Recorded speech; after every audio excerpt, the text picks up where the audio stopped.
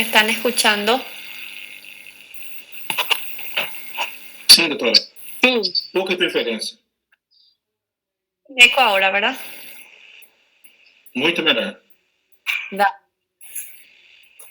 Yo desligué, volví a ligar, entonces está todo bien. Ok.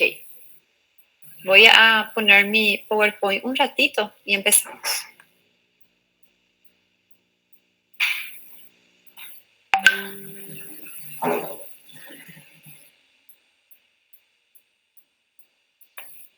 Me dijeron que pude haber activado ese eco sin querer en mi computadora.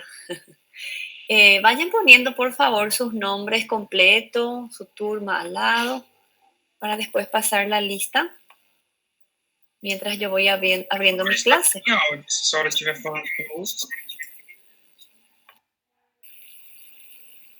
Tá.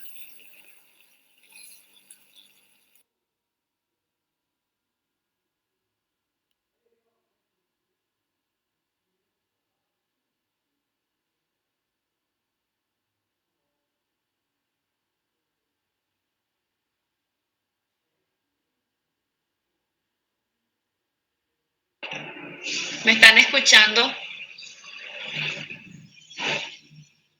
Perfeito, doutora. Aqui tá ok. Bueno, voy a dejar nomás mi micrófono porque parece, no sé si ese es lo que está con problema o qué onda.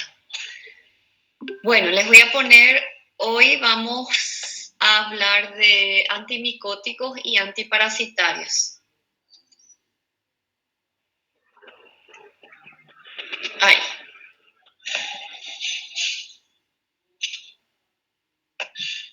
Bueno, cuando nosotros hablamos de antimicóticos, ya no es tan legado como antibióticos. Es un poco más chato. Pero igual, por lo menos es corto, ¿verdad? Esta línea de medicamentos también se puede llamar antifúngicos, medicamentos para el control y para el tratamiento de infecciones por hongos.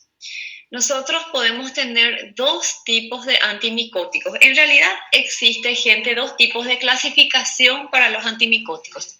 Tenemos la clasificación, de hecho se sabe, tenemos la clasificación según la vía de administración, en sistémico o tópica, y tenemos también la clasificación según la estructura química, ¿sí? En imidazol, triazol y derivados poliénicos. Entonces hay dos tipos de clasificación. Tanto esos que tienen estructura química, imidazol y triazol y algunos derivados poliénicos, se fabrican en presentaciones sistémicas y en presentaciones tópicas. ¿Está bien? Ok. ¿Cuál es la diferencia entre un imidazol y un triazol? El triazol es una estructura química, mayor, más grande, más pesada, tarda un poco más para ejercer su efecto de acción, pero tiene un espectro más ampliado, ¿sí? Esa es la diferencia. El que tiene un inicio de acción más rápido, por tener una absorción más rápida, un proceso de distribución más rápido, son los que tienen estructura química del tipo imidazol. Esos son todos los antifúngicos que tienen este tipo de estructura más sencilla: clotrimazol, miconazol, ketoconazol, econazol, butaconazol y tioconazol. Entre estos nosotros vamos a tener algunos que van a venir en presentaciones tópicas y otros van a venir en presentaciones sistémicas, ¿sí? Entonces, estos son los que inician más rápido su mecanismo de acción. Cuando nosotros hablamos de los triazoles, aquellos que son un poquitito más lentos, pero más potentes, acá entra el fluconazol, itraconazol, terconazol, boriconazol, el isabuconazol, que todavía se está produciendo, se está fabricando, no se terminó todavía los estudios, y el posaconazol. Estos medicamentos yo también tengo en presentaciones tópicas, pero hay otras en presentaciones sistémicas. Cuando hablamos de los derivados poliénicos, tenemos a la anfotericina B, un antimicótico de extrema potencia para utilizar en aquellas infecciones fúngicas, sistémicas, graves, en pacientes generalmente inmunodeprimidos o en sepsis de muy alto riesgo. ¿Ok? ¿Cuáles son los antifúngicos o antimicóticos que nosotros tenemos disponibles en presentaciones sistémicas? ¿Sí? Cuando hablamos de sistémico, estamos hablando, Giso, los que vienen en comprimido, ¿verdad? Los que vienen en ampollas, que es para un tratamiento ya sea enteral o parenteral para manejo de infecciones sistémicas. No tiene un efecto solamente local. A ver si esto funciona. Meu Deus, están gritando acá en mi casa. Sí, por eso, tem muito barulho. Com esto me escuchan bien, melhor, né? Vou jogar o chinelo, isso daí. Espera aí, vou gritar, tá?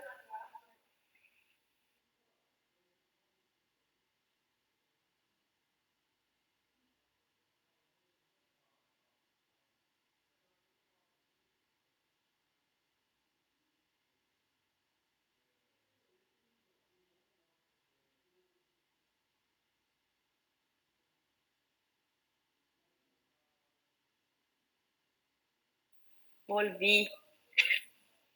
Es la visita la que está gritando.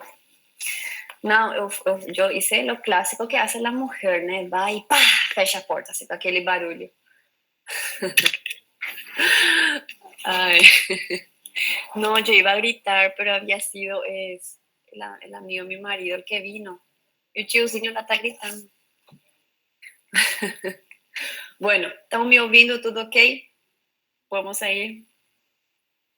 Gente, hoy mi vida está difícil. Ni les cuento todo lo que me pasó.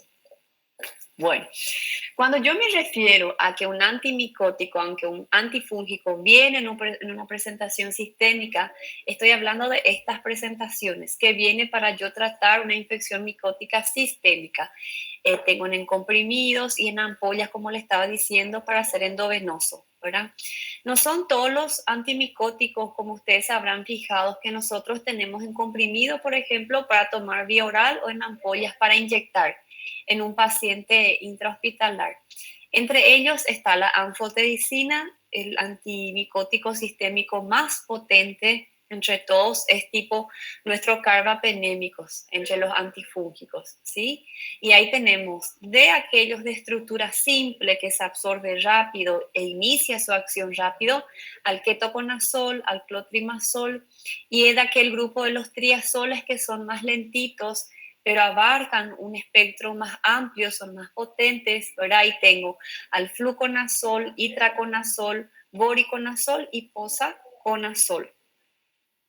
Cuando hablo de un antimicótico que viene en presentación tópica, es para el control, para el tratamiento de una infección por hongos local, en piel, en mucosas, ¿verdad?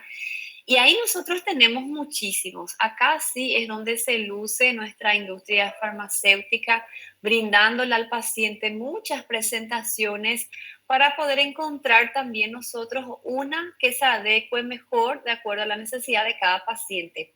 Tengo el clotrimazol, miconazol, ketoconazol, econazol, que ya es más nuevo, un poquitito más caro, ¿verdad? Butaconazol y tioconazol. Todos estos logran controlar en una manera un poco más rápida, justamente. Ahora me voy, gente, me van a esperar.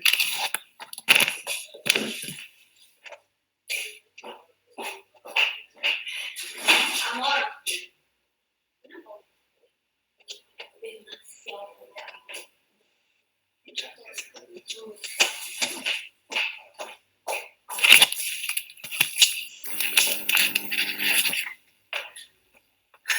Ahora sí, perdí mi paciencia.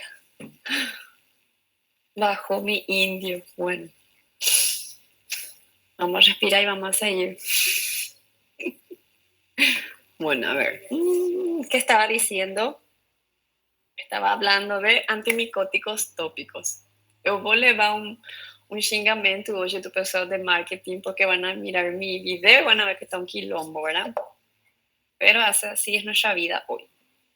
Estaba diciendo de la diversidad de cantidades que nosotros tenemos de antimicóticos en formato tópico. Como las infecciones micóticas son más frecuentes en piel, ¿verdad? En formato tópico, entonces es ahí donde tenemos una diversidad mayor de presentaciones farmacológicas. Le estaba diciendo cuáles son aquellos que tienen un inicio de acción más rápido, ¿sí? Y los que son más lentos, pero son más potentes, siempre van a ser nuestros triazoles. Y aquí entra nuestro fluconazol y terconazol. ¿Cuáles son las presentaciones tópicas de antimicóticos que nosotros tenemos? Hay en pomada, hay en óvulo intravaginal, hay crema vaginal, ¿verdad? Hay en polvo, en talco, hay en spray, hay en jabón, en loción, hay en shampoo, ¿no? O sea que la diversidad de antimicóticos tópicos es inmensa y no tenemos solamente antimicóticos, muchas veces tenemos misturados con antibióticos, por ejemplo, con neomicina, bacitracina, tenemos también mezclado con corticoides para mejorar aquella inflamación y el prurito, o sea que presentación tópica hablando de antimicótico es lo que más tenemos. Perfecto. Ahora vamos a empezar a hablar de algunos. ¿Cuál querés que repita, Lorena? Que no escuchaste.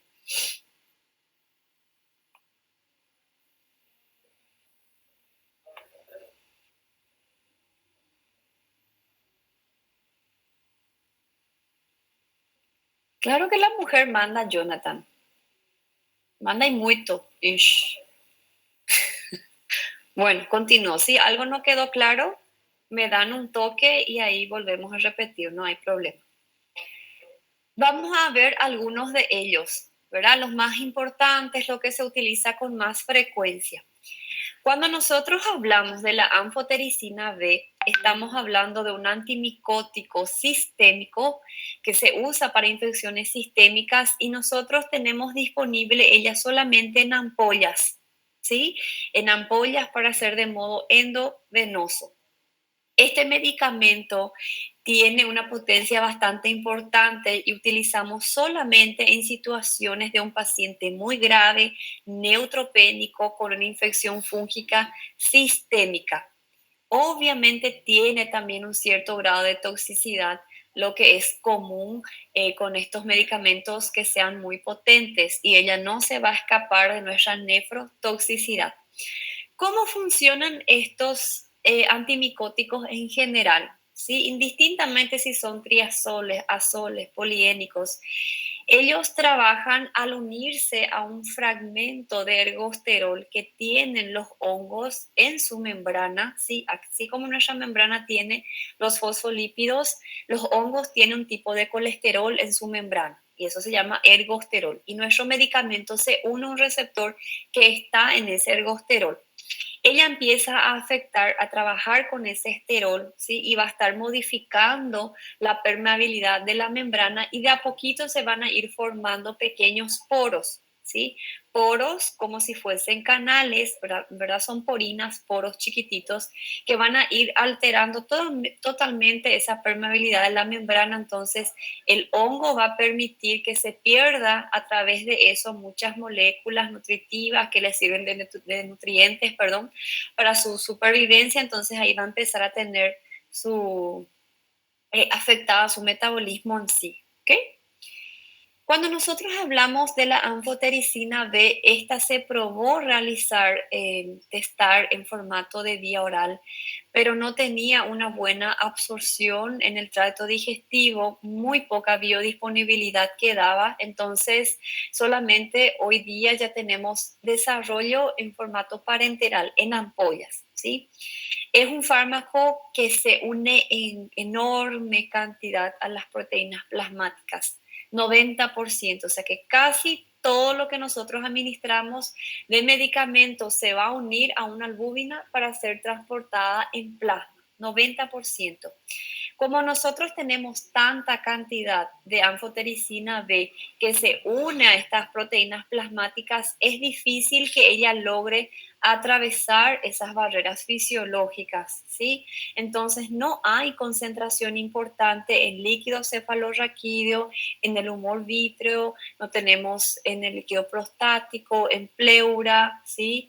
Son medicamentos que tienen mucha dificultad para atravesar esas barreras, excepto cuando las meninges están inflamadas, entonces ahí sí ya hay una mayor posibilidad que mi medicamento logre atravesar, ¿sí? Tiene un tiempo de vida ahí en el paciente amplia. Nuestro libro maneja 2 semanas, pero tenemos autores que dicen que puede llegar hasta 20 días de semivida. Entonces, para yo administrar un medicamento que tiene un tiempo de vida media de 2 semanas, tengo que hacer un estricto control renal, uno por su potencia y dos por la cantidad de tiempo que ese medicamento permanece circulando en plasma, porque si yo administro y todos los días estoy administrando altas y altas dosis, la capacidad de producir toxicidad en el paciente es importante, ¿sí?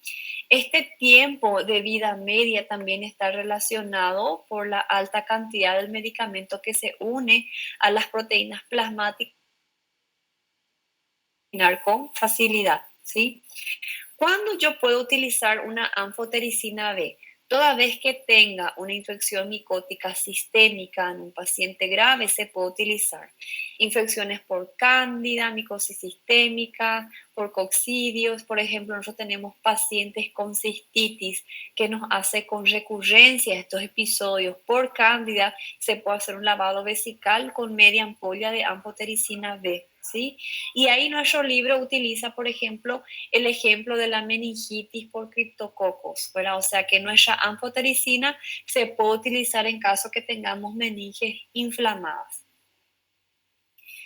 Nosotros podemos tener, aparte de esa nefrotoxicidad, otras reacciones adversas con este medicamento si el paciente nos puede hacer la famosa fiebre medicamentosa.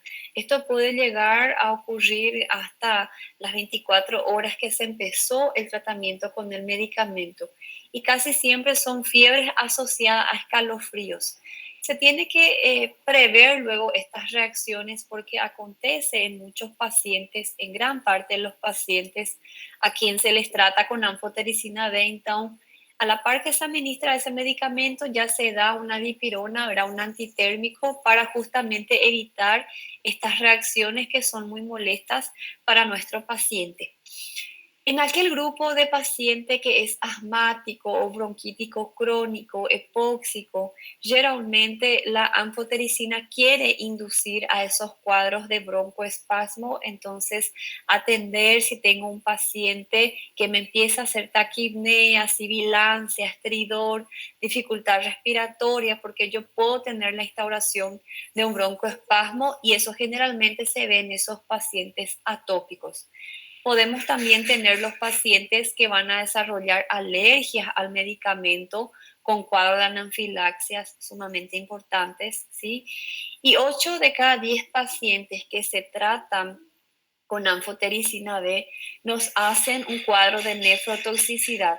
Por eso, al igual que aminoglucósidos, polimixinas, tetraciclinas, ¿verdad? Si yo quiero usar una anfotericina B, yo tengo que tener a mano la capacidad de poder estar pidiendo cada 48 horas un perfil renal y una orina 24 horas para estar evaluando en ese paciente el cuadro de hiperazoemia, ¿verdad? El aumento de la retención de los productos nitrogenados. Voy a ir viendo si esa urea y creatinina no está aumentando para suspender mi medicamento. Entonces, a todo paciente que va a tomar la anfotericina B, nosotros le vamos a meter en ese grupo de cuidados nefro y estar pidiendo cada 48 horas esos estudios renales, sí o sí. Si no tenemos cómo solicitar, entonces hay que derivar a un hospital de mayor complejidad donde haya disponible, ¿sí? O que el paciente mande a hacer de forma particular, pero no podemos utilizar una anfotericina B. Es enorme la prevalencia de estos cuadros de hiperazoemia en los pacientes. Bueno, cuando nosotros hablamos de imidazol y triazol, básicamente son antifúngicos similares con el mismo mecanismo de acción, el mismo efecto, ¿verdad? Yo tengo tanto presentaciones sistémicas como en presentaciones tópicas.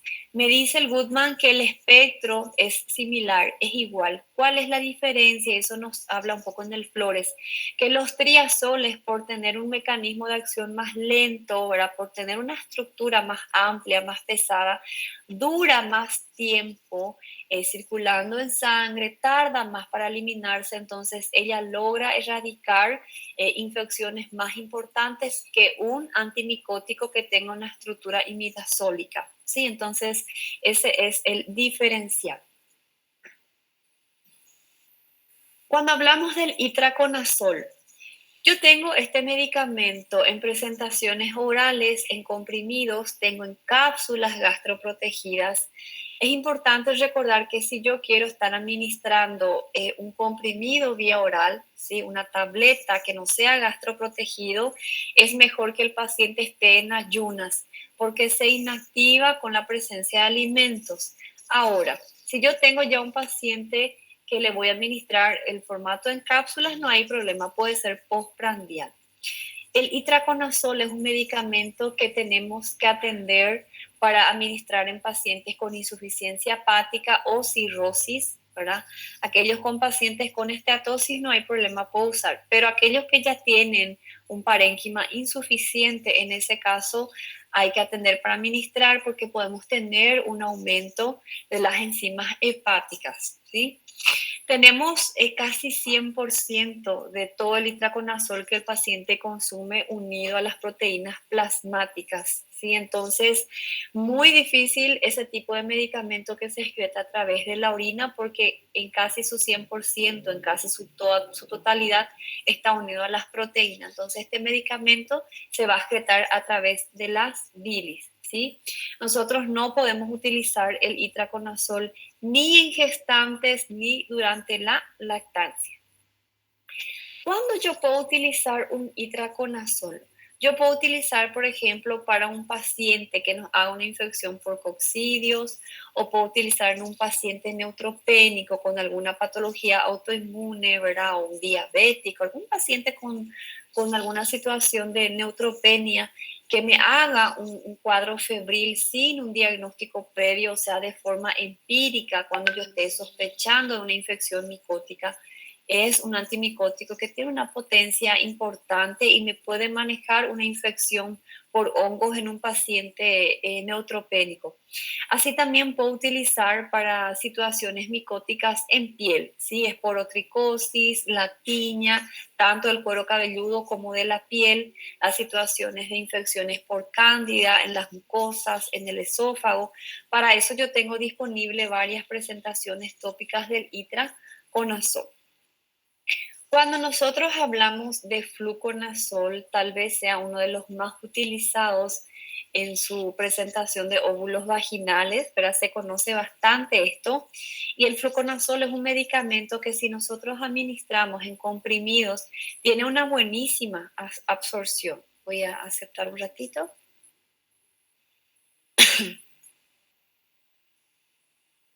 Tiene una buenísima absorción, ¿verdad?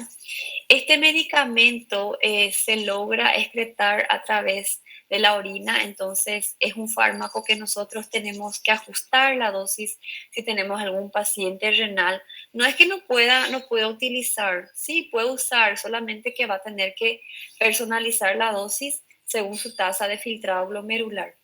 Tiene un tiempo de vida media bastante amplio, 30 a 36 horas. Por eso para muchas infecciones el tratamiento es una sola dosis de fluconazol, justamente porque su tiempo en sangre es bastante amplio. Sí, eso facilita mucho también su utilización.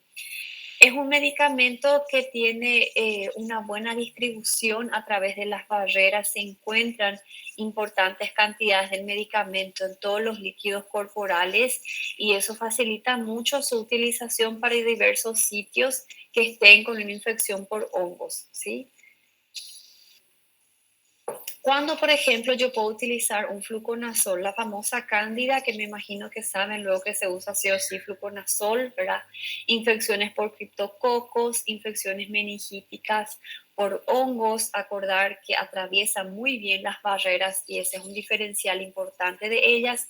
Y para las infecciones también cutáneas no hay problema de utilizar. Muchas veces es común y van a ver una infección tópica que sea recurrente para comenzar. Las infecciones micóticas demoran bastante para lograr controlarse. Es sumamente complicado lograr terminar o resolver un proceso micótico. Eso ya tienen que avisarle a su paciente que tiene que tener paciencia. No es como un antibiótico, ¿sí? Los hongos son extremadamente resistentes y nosotros no podemos estar sacando anfotericina B a todos nuestros pacientes, ¿verdad? ¿Qué pasa? El control de síntomas de los antimicóticos suele ser bastante rápidos. Hablando del principal motivo de consulta que son las micosis tópicas, ¿verdad? En piel. Eso casi siempre es muy difícil, por ejemplo, que venga un paciente a consultar por síntomas de una micosis sistémica. Lo que más tenemos son pacientes que vienen por la lesión en piel, ¿sí?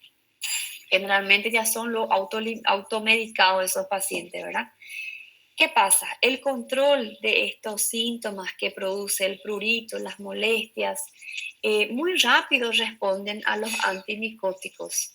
Uno, porque casi todos vienen asociados con corticoides. Entonces, el corticoide es el encargado de mejorar la picazón, el prurito y el edema, el proceso inflamatorio que puede ocurrir en la piel, ¿verdad? Y el paciente utiliza 2, 3 días el antimicótico y como ya no cosa, no siente nada, suspende. No, el paciente tiene que utilizar un importante tiempo después de que se dio los síntomas para que cumpla un tratamiento completo y realmente erradique ese proceso micótico, ¿sí? Por lo menos 3, 4 días, 5 días. Yo siempre digo una semana después que terminó los síntomas, ¿verdad? Para justamente tratar de controlar al todo y resolver con todo el proceso infeccioso. Porque si yo uso solamente, me salió una micosis ese día, usé hoy, mañana, pasado, probablemente ya se va a empezar a secar. Y si yo suelto, después va a volver a aparecer, va a empezar a picar, yo voy a empezar a rascar y después va a continuar de nuevo. Y va a ser un ciclo que nunca termina.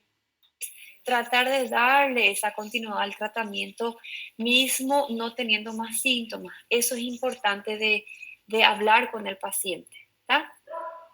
Cuando nosotros podemos usar un fluconazol, ya les dije, eso ya falé, de pasar. Yo puedo tener algún efecto con el fluconazol, claro que podemos tener. Si nosotros optamos por las presentaciones vía orales, lo que casi siempre se tiene en 4 de cada 100 pacientes son malestares, ¿verdad? Sensaciones de dispepsia, que el estómago pesando, con un poco de malestar, queriendo vomitar. Ahí en segundo lugar quedan los dolores de cabeza, pero en muy poca frecuencia, no llega ni el 2%. Y fíjense las reacciones de alergia en piel, ¿verdad? Los pacientes que llegan a vomitar, a tener dolor de barriga, a desarrollar diarrea, son menores al 2%. O sea que lo más probable que tenga mi paciente, y mismo así es una droga muy segura, porque ni llega al 4%, son los cuadros de náuseas. Y estas náuseas, si se producen, pueden ya empezar a aparecer a las 6 horas de haber administrado el medicamento. Y casi siempre aparece con las presentaciones sistémicas. Si nosotros administramos un medicamento sistémico, ya sea en comprimido o en ampolla, ahí sí yo voy a tener estas reacciones sistémicas como dolor de cabeza, diarrea, náuseas, vómito, etc. Cuando yo tengo una administración tópica en óvulos, en crema intravaginal, en pomada, spray, talco, loción, las reacciones adversas van a ser también ahí tópicas. En piel, generalmente son cuadros de hipersensibilidad, cuadros de alergia al medicamento, ¿sí? Los medicamentos que vienen en presentaciones tópicas vienen con pequeños miligramos, la misma cosa de lo que nosotros vimos con los antibióticos, si no tienen la capacidad de producir esos efectos tóxicos sistémicos. ¿Está bien? Cuando yo hablo de los antimicóticos locales, va a ser el grupo de antimicóticos que más vamos a utilizar en vista de que son los motivos de consulta más frecuentes hablando de hongos, ¿verdad?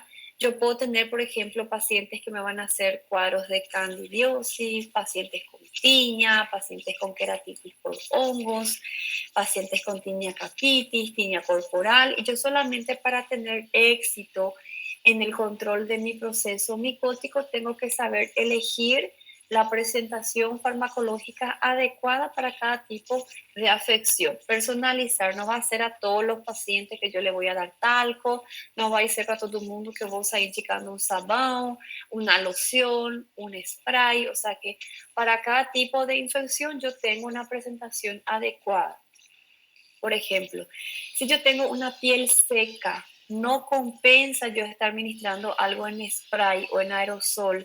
Generalmente esos medicamentos tienen mucha cantidad de alcohol y la piel seca no recepciona muy bien ese tipo de fármaco en ese formato. Cuando yo tengo una piel seca, deshidratada, ¿verdad? Y yo tengo que tratar esa infección de forma tópica, lo mejor es administrar lo que tengan mucha cantidad de aceite, un ungüento, una pomada, una crema, una presentación farmacológica que va a fixar o fármaco na pele, tá bom? Que está muy seca, resquebrada, queratinizada, deshidratada.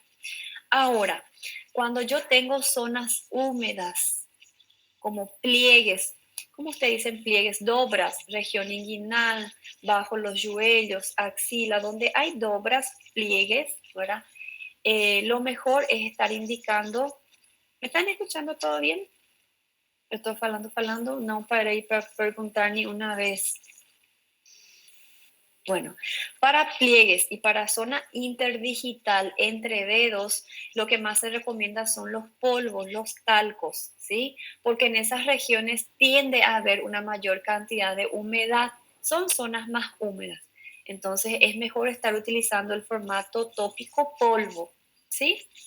Cuando yo tengo, por ejemplo, zona pilosa, donde tengo cabello, cuero cabelludo, o un Tony Ramos da vida, ¿verdad? Que sea muy peludito, con vello corporal importante. En ese caso son mejores las lociones, lociones, ustedes dicen, ¿verdad? O sea que hay una presentación farmacológica, hablando de lo que es dermatología, disponible para cada tipo de situación en piel. No va a ser en todo el mundo que yo voy a usar un spray, un talco, en pomada. Por eso yo tengo diferentes presentaciones para piel, justamente para adecuar. ¿Entendieron cuál es el mejor en cada uno? Les voy a poner acá de nuevo, por si se no hayan anotado. Pliegues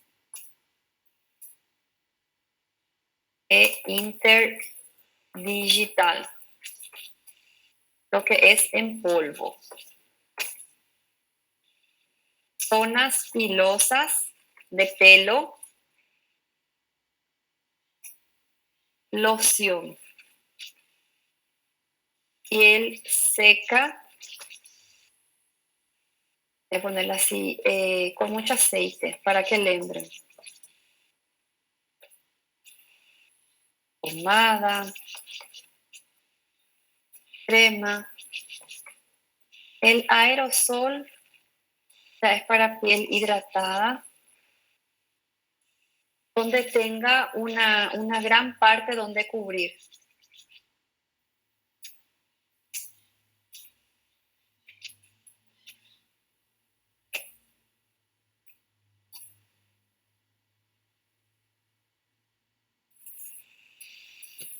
Aerosol o spray, mesma coisa.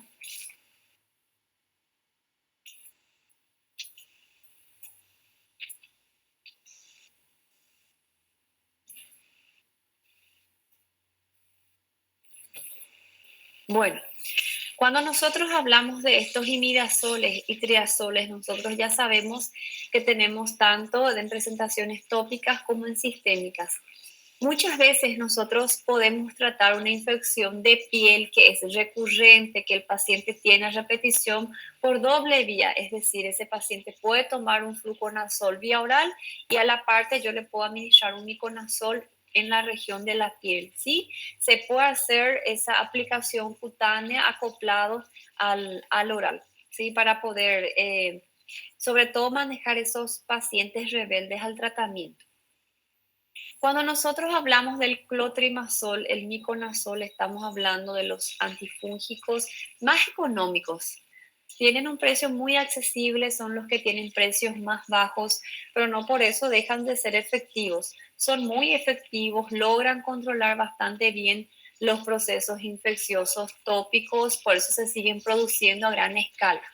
Tenemos diversas presentaciones de estos antimicóticos, ¿verdad? Hay en loción, hay en crema, hay en jabón también para bañar. Eu acho que eu coloquei para vocês aqui a foto do sabão. Carbotec, en el Paraguay se llama. Vamos a mirar. Ahí. Este que está abajo a la izquierda es el jabón con antimicótico. O sea que hay todo disponible para los pacientes, ¿verdad? Bueno, nosotros tenemos en pomada, en crema, en solución spray, hay en aerosol, hay polvo, o sea que hay disponible estos antimicóticos tópicos para todas las situaciones que nosotros mencionamos hace rato, para cualquier tipo de piel y zona del cuerpo que yo quiera tratar. Entonces, la idea central cuando yo voy a utilizar un antimicótico es saber que existen las presentaciones tópicas, que existen las presentaciones sistémicas, ¿verdad? Saber que los imidazoles van a empezar a actuar más rápido, pero va a terminar más rápido. Los triazoles ya demoran para metabolizarse de manera más lenta, pero eso del efecto dura más rápido. Entonces, es mejor utilizar un triazol en aquellas infecciones que no están manejándose bien, que ya es repetitivo, que tarda para curar. Es mejor utilizar eso porque el efecto dura más tiempo, ¿sí? Saber que la anfotericina es el antifúngico más potente que hay, que existe solamente presentación sistémica y sobre todo, otra cosa antes, que yo puedo tratar una infección micótica con un medicamento tópico y sistémico, ¿verdad? Y sobre todo que el éxito de mi terapia antimicótica para esas infecciones en piel, que es casi el 100% de los motivos de consulta por hongos, es tener una buena elección en el formato del medicamento, ¿sí? Atender cuál es el tipo de región que yo quiera abarcar, que yo quiera tratar y ver cuál es el medicamento, la presentación que mejor encaja para yo poder tener mi objetivo logrado, ¿sí? Completar mi tratamiento y siempre pedirle al paciente que utilice por lo menos 5 días después de que paró los síntomas para completar el ciclo del tratamiento, ¿está bien? Y obviamente ustedes pueden, esas lesiones vamos a ver en sí, van a ver en dermatología y van a volver a ver en infectología también, muchísimo. ¿Sí? Bueno, ¿alguna duda sobre lo que es antimicótico? Es sencillo. Doutora, Es sencillo. Hola. sobre o fluconazol, a senhora disse que ele tem para eliminação, ele tem um tempo aqui de semivida de 25 a 30 horas, correto? Sim, sim. E por que o tratamento dele seria um comprimido a cada 7 dias? Porque vos necesitas mantener una concentración estable en sangre para que puedas resolver tu micosis sistémica. Vos le administras a ese paciente, él va a tardar más o menos 1 día y medio, tiempo de vida media. No es el tiempo que ya acaba el medicamento, es el tiempo que tarda para él quedarse a la mitad de su concentración, ¿sí? Entonces, él dura más o menos de 3 a 4 días en su íntegra, hasta acabar. E o correto, então, essa prescrição e essa maneira de tomar aí, a cada 7 dias, ela está correta ou seria a cada 5 dias? No, está correcta, porque vos tenés muchos factores en el paciente que puede alterar el metabolismo del medicamento, ¿sí? Un paciente que tenga algún trastorno hepático, tenga alguna alteración en la absorción, en la distribución, en la excreción, puede comprometer. Entonces es mejor ampliar un chiquitito que vos estar dando antes del tiempo. Ese luego es el tiempo que se maneja con el fluconazol. Certo, obrigado. Esse é o problema. Están las características farmacocinéticas del medicamento, pero están los factores del paciente también que influyen en el tiempo de distribución, en el proceso de metabolismo, en el tiempo de excreción, y todo eso hay que tener en cuenta, ¿verdad? Ok, professora, também tem uma dúvida aqui. Sim. Quando a senhora estava falando de tratar um paciente, por exemplo, com anfotericina B, e que ele pode, a gente tem que acompanhar todo dia o perfil renal dele. Cada 48 horas. Esse paciente vai estar internado ou não? Sí, es solo para pacientes graves, neutropénicos, sépticos. Ah, tá bom. Es un medicamento de uso solamente intrahospitalar. Ah, ok. Uma outra dúvida é que eu estou percebendo aqui que esses antifúngicos, tudo termina com nazol, por exemplo. Sí, porque su estructura son azoles. Tenés los derivados poliénicos, que es la anfotericina, y después tenés los azoles. Y ahí esos azoles son triazol e imidazol, por isso tudo termina em azol. Certo. Isso não funciona para antibiótico, né? Não tem um radical. No. Tem antibióticos que se usa para tratamiento en conjunto con antimicóticos como la bacitracina, neomicina, nistatina, pero siguen siendo antibióticos, no. Tá, tudo bem, eu só queria saber para ficar mais fácil de memorizar. Mas, sí, tudo que é azul, por exemplo, cuando vos estás en tu práctica, vienen los visitadores médicos y te muestran un nuevo medicamento. Termina en azol, eso es un antimicótico. Entonces, te puede servir para guiar. Mas só para hongos. Só para fungos, tá. Sim. Mais uma pergunta que seria, você disse também que o paciente que ele faz a eliminação do medicamento via renal, pela urina, isso tem uma associação, a ligação dele com as proteínas plasmáticas, e o outro que é liberado pelo tubo gastrointestinal, ele não se liga às proteínas plasmáticas? Tem alguma relação isso? El medicamento sí se une a las proteínas plasmáticas. En gran cantidad se excreta por las bilis, porque las proteínas no se filtran, então o medicamento também não vai se filtrar. Aí, se tu medicamento tem pouca união a proteínas plasmáticas, sim, se vai excretar através da urina. Então, a gente pode fazer essa relação, né? Se ele for ligado à proteína plasmática, ele vai ser excreção pela bile. Sí, si tiene una alta unión a proteínas plasmáticas a través de la bilis. Poca unión a través de la orina. Ok, muito obrigado. Y también esa relación, por ejemplo, todo medicamento que se excreta a través de la orina tiene una necesidad de atender en pacientes renales crónicos. Hay que ajustar la dosis del medicamento según su cantidad de filtración. Todo medicamento que se excreta a través de la bilis hay que atender en pacientes hepáticos. Tá ok, tá ótimo, obrigado. Dale. Bueno, voy a cambiar de slide un ratito, voy a colocar el de antiparasitarios. Un segundito.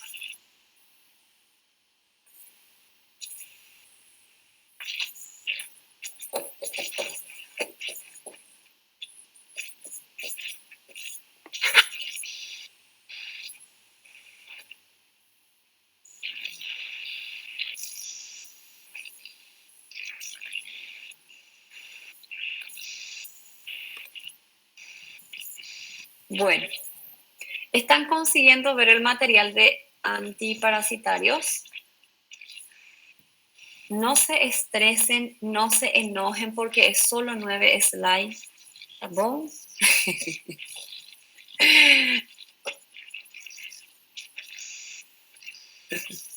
Bueno, vamos a mirar. A ver. Esas proteínas plasmáticas siempre va a ser albúmina.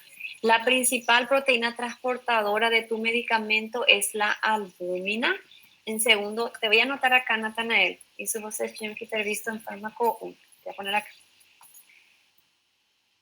Voy a poner no chat y todo el mundo puede copiar, ¿tá bom? Así. Proteínas plasmáticas. 2 puntos. En primer lugar, albúmina. En segundo lugar, glicoproteínas ácidas.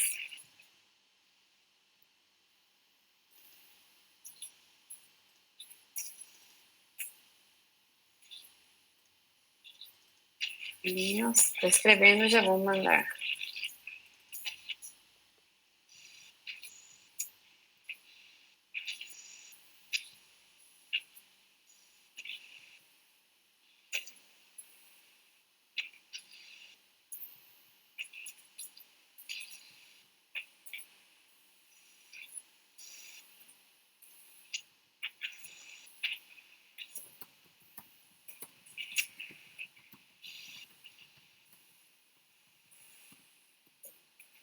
Ahí. Las proteínas transportadoras de fármacos. En primer lugar, a la albúmina, que es la principal. Ella tiene preferencia por fármacos ácidos. En segundo lugar, las glicoproteínas ácidas, que tienen preferencia por los fármacos alcalinos. Y los fármacos que tienen un pH neutro tienen más afinidad por la albúmina.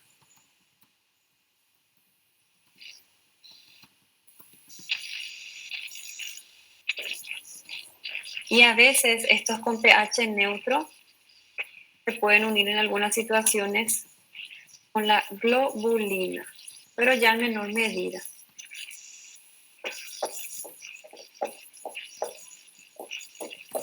A veces. O completar. Bueno, seguimos entonces con los parásitos. Muy bien. Cuando nosotros hablamos de antiparasitarios o fármacos antiparásitos, estamos hablando de medicamentos que nosotros usamos para tratar y muchas veces para prevenir, luego sobre todo en niños, ¿verdad?, las infecciones por parásitos y también ayudar a disminuir bastante su transmisión. Tenemos que recordarnos que los pacientes van a tener distintos tipos de parasitosis, ¿verdad? Podemos tener parásitos por causa de los helmintos, por los protozoarios y por los ectoparásitos, ectodesterno, piollos, léndeas, etc. ¿Está bien? Entonces, en base a los tipos de parásitos que nosotros tenemos causando infección en nuestra vida, en nuestro ser, vamos a tener fármacos también personalizados para cada uno. Tenemos a los antihelmínticos, tenemos a los antiprotozoarios y para los ectoparásitos están los pediculicidas y escabicidas. Uno es para piollo y otro es para sarna. ¿Está bien? Ok. Cuando nosotros hablamos de los helmintos, ¿verdad?, obviamente vamos a utilizar en esa situación los antihelmínticos, que son medicamentos que yo utilizo para terminar con esa infección, tanto la que se produce en el tracto gastrointestinal en la luz o en los tejidos, ¿sí? Recordar que nosotros tenemos dos tipos de helmintos que causan infección en los humanos. Yo no sé si ustedes dieron esto, no nos habrán dado todavía en micro, creo que no entra parásitos. No dieron todavía, ¿verdad?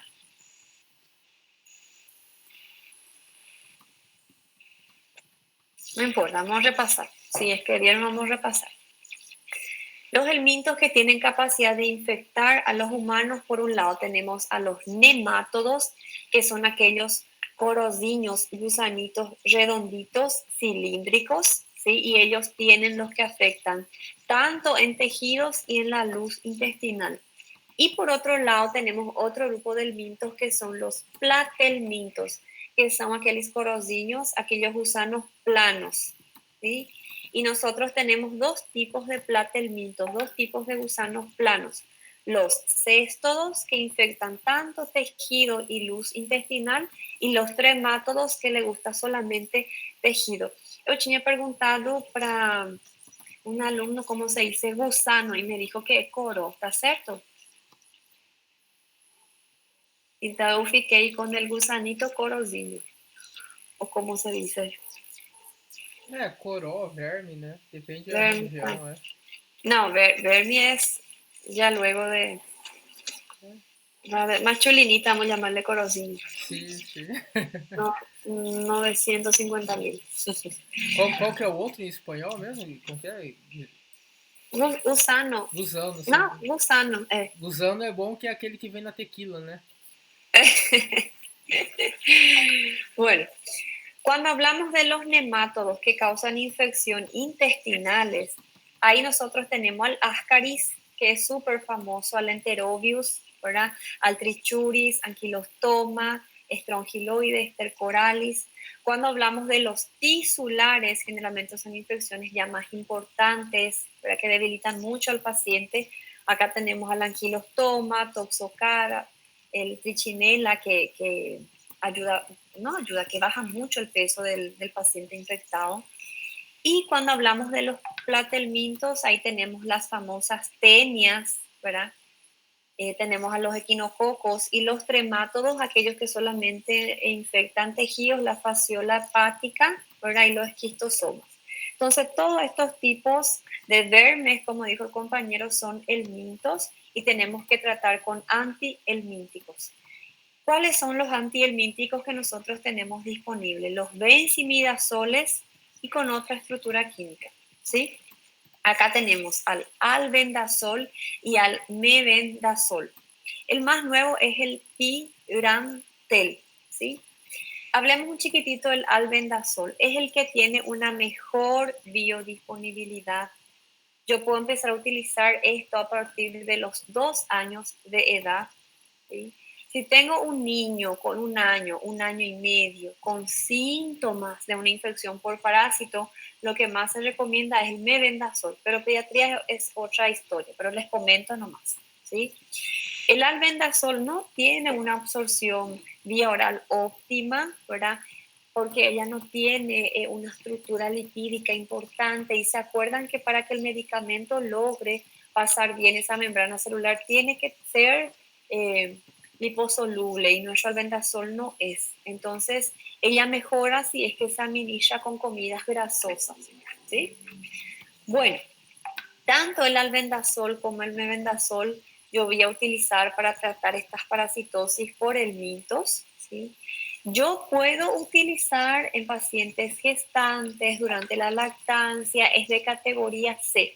Se evalúa riesgo-beneficio, pero no hay muchos reportes de efectos muy tóxicos ni adversos en el bebé, entonces se usa, ¿sí? Tenemos que atender para administrarlo a un paciente con insuficiencia hepática, enfermedad renal crónica, ¿sí? Y el mebendazol en enfermedades inflamatorias intestinales, porque da más vómito que el albendazol. Tanto el mebendazol como el albendazol producen estas manifestaciones gastrointestinales, pero el mebendazol es el que da más, ¿sí? Empieza con un malestar gástrico, dispepsia, cae todo pesado y empiezan los accesos de vómitos. Eso también puede desencadenar cuadros de diarreas y vamos a tener pacientes que obviamente van a tener reacciones alérgicas al medicamento, reacciones urticariosas, ¿estamos? ¿Cómo me viene presentado el albendazol? Yo tengo en ampollitas de 400 miligramos. Eso se puede tomar en una parasitosis común y corriente, una sola dosis. Aparte de ampollas, hay caramelos masticables también, ¿sí? Y antes venían comprimidos. Hoy ya es más difícil de encontrar. Si tengo una infección severa, entonces en ese caso podemos repetir por 3 días, ¿sí? El mebendazol tengo ampollitas, comprimidos, caramelos masticables de 100 miligramos y eso se toma una vez y se repite a las 2 semanas. Siempre importante de que todo el núcleo familiar se trate cuando hablamos de parasitosis. ¿Ok? ¿Alguna duda sobre el mintos? Nitazoxamida vamos a ver después, Rafael. Ainda no.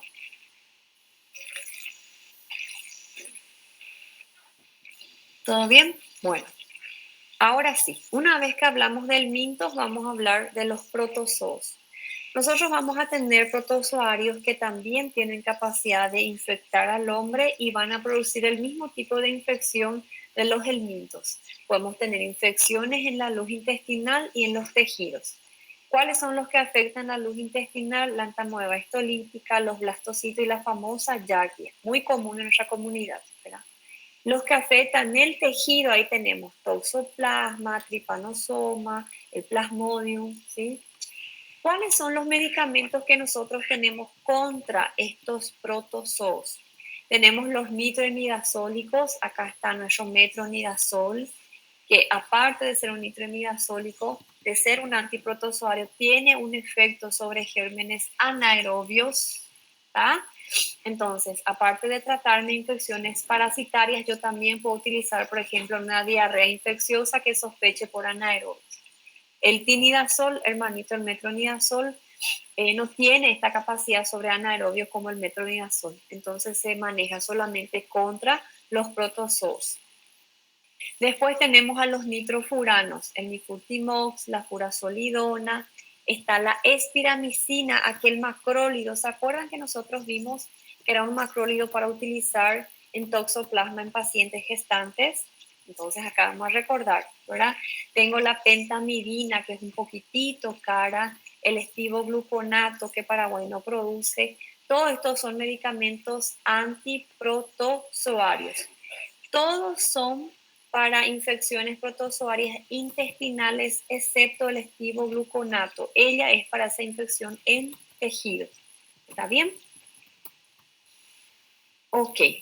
¿Cómo nosotros podemos estar administrando? La espiramicina yo puedo utilizar para mi paciente que está infectado por toxoplasmosis, por Cryptosporidium, y ella viene comprimidos de 500 miligramos y de 1 gramo, ¿sí? Se recomienda utilizar el de 1 gramo 3 veces al día por 2 semanas. Quiero que se acuerden de entre todos estos del metronidazol especialmente, ¿sí? Porque eso es lo que les va a servir, lo así van a ver muchísimo. El metronidazol yo puedo utilizar para giardia, para disentería, tricomonas, y él viene de 500 miligramos, se da 3 veces al día por 1 semana. ¿Sí? Eso es para protozoos que infectan luz intestinal. ¿Se acuerdan del estivogluconato que les dije que era para infección en tejidos, ¿verdad? Cuando tengo ahí les puse leishmaniasis. Entonces, en ese caso hay que administrar una ampolla dentro de la herida de 100 miligramos por 28 días. ¿Está bien? Y acá tenemos un medicamento que está así en el boom de la utilización. ¿Por qué? Porque en una sola presentación yo cubro protozoo y cubro el mintos. Entonces me soluciona mi problema en un solo fármaco. ¿Está? Ahí lo que nos dijo Rafael, que es la nitazoxanida. Es un medicamento, un antiparasitario de amplio espectro que me sirve para manejar infecciones por protozoarios y por el mintos, ya sean sistémicos o tisulares. Entonces es lo mejor, ¿verdad? Vienen en comprimidos de 500 miligramos, también hay en jarabes para niños, y esto se da 2 veces al día por 72 horas, por 3 días. Entonces, de esto lo que pueden llevar para sus prácticas y recordarse metronidazol y nitazoxanida. Con eso ustedes no se van a perder y no se van a equivocar también. ¿Cómo funcionan estos antiparasitarios que nosotros vimos? Ellos se unen a un receptor que está encima de esa enzima, fumarato reductasa. Esta enzima está presente en las mitocondrias de estos gérmenes, ¿verdad? Y ahí cuando nosotros tenemos una inhibición de la fumarato, se empieza a disminuir de manera súper importante el transporte de glucosa. Entonces hay todo un proceso de fosforilación oxidativa afectado. Nuestro parásito queda sin disponibilidad de energía y va a morir lentamente. ¿No? Una vez que entendimos antihelmínticos, entendimos antiprotozoarios, ahora vamos a hablar de los ectoparásitos. Eucorina, exactamente. No te vas a equivocar, no va a dejar si salís administrando ese medicamento ante una sospecha de parasitosis y no tengas certeza si es protozoario o helminto. Entonces, sácale nitazoxanida que vas a estar haciendo lo correcto. Cuando nosotros hablamos de ectoparásitos, estamos hablando de aquellos parásitos externos que van a infestar y causar infecciones muy molestas en la piel, en cabellos, ¿verdad? Piel y anexo de nuestros pacientes, ¿sí? Por un lado tenemos la sarna o escabiosis, como es su nombre real, y los cuadros de piollos, la pediculosis, ¿sí? Esa pediculosis o esos piojos pueden estar en la cabeza, en el cuero cabelludo, en el vello púbico, en el vello corporal, va a depender del grado de infestación. ¿Qué nosotros podemos utilizar para estos pacientes, ya sean con sarna o con piojos? Tenemos las presentaciones tópicas, ¿verdad? Y acá nosotros tenemos lociones, shampoo a base de deltametrina. Esto se tiene que lavar una vez al día por 3 días y se repita la una semana. Y también tenemos a base de permetrina. Hay crema, hay jabón, champú, emulsión, que también se tiene que aplicar una vez al día en el mismo sistema. Cuando yo tengo, por ejemplo, situaciones de escabiosis, de sarna, generalmente el prurito es muy intenso, la infestación suele ser más rápida. En ese caso, aparte de hacer este tratamiento tópico, necesitamos administrar un tratamiento vía oral. Para eso está la ivermectina, tan famosa ivermectina que se usa y no se usa en el COVID y todo ese tema, ¿verdad? La ivermectina es un medicamento que nosotros usamos para estas parasitosis externas y se administra un comprimidito de 6 miligramos por 3 días y se repite a las 2 semanas. Lembrar que ese paciente con sarna tiene que también hacer un tratamiento tópico, ¿sí? Y tanto el paciente con sarna como el paciente con piojo, ¿verdad? Con pediculosis, hay que hacer el tratamiento a toda la familia porque eso se muda. ¿Vamos? Ok. ¿Alguna duda sobre la clase de hoy? Súper fácil, ¿verdad? Sencillito, sin muchos secretos. ¿Algo no quedó claro? ¿Algo que falta repetir? A ver, le falta escucha.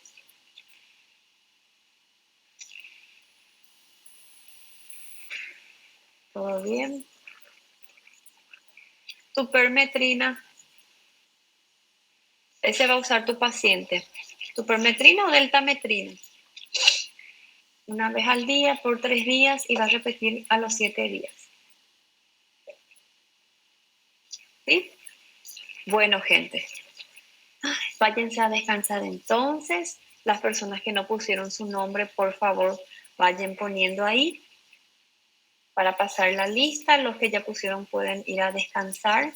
Muchísimas gracias por su presencia y nos vemos en nuestra próxima clase. ¿Está bien? Son gente, discúlpenme todo el trastorno, pero hoy nuestro día está especial. Chao.